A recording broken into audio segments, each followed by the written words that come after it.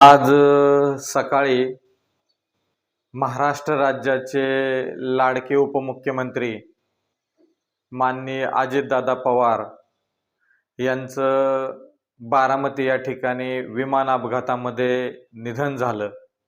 दुर्दैवी ही घटना घडली. दुर्दैवी असं निधन झालं. दादांना भावपूर्ण श्रद्धांजली. महाराष्ट्राला देशात नंबर 1चं राज्य आणि महाराष्ट्रामध्ये बारामतीला नंबर 1चं शहर बनवण्यासाठी दादा अहोरात्र काम करत होते. दादांचं काम करण्याची पद्धत हे संपूर्ण महाराष्ट्राला परिचित आहे. अजितदादा म्हणजे जोपर्यंत माझे हातपाय हलतायत तोपर्यंत तुमचं भलंच करीन, बाकी काय करणार नाही. मी काम करून दाखवलंय.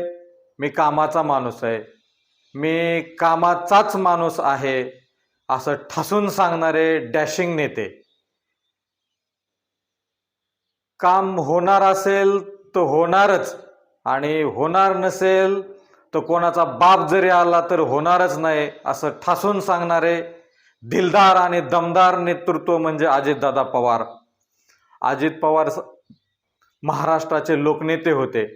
महाराष्ट्राच्या प्रश्नांची उत्तम प्रकारे दादांना जाण होती आणि उत्तम असं नेतृत्व होतं. कोणत्याही परिस्थितीमध्ये न डगमगणारे नेते म्हणजे अजितदादा.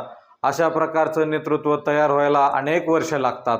महाराष्ट्राच्या विकासात दादांचे मोठे योगदान आहे. अजितदादाचं नेतृत्व म्हणजे कधीही भरून न येणारं नुकसान आहे. दादा गेले यावर तर माझा विश्वासच बसत नाही.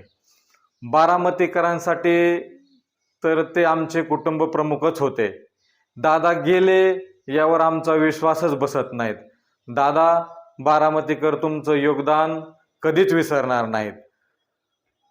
मी गल्ली बोळातला दादा नाही, मी महाराष्ट्राचा दादा आहे असा महाराष्ट्राला ठासून सांगणारे नेते अजित पवार.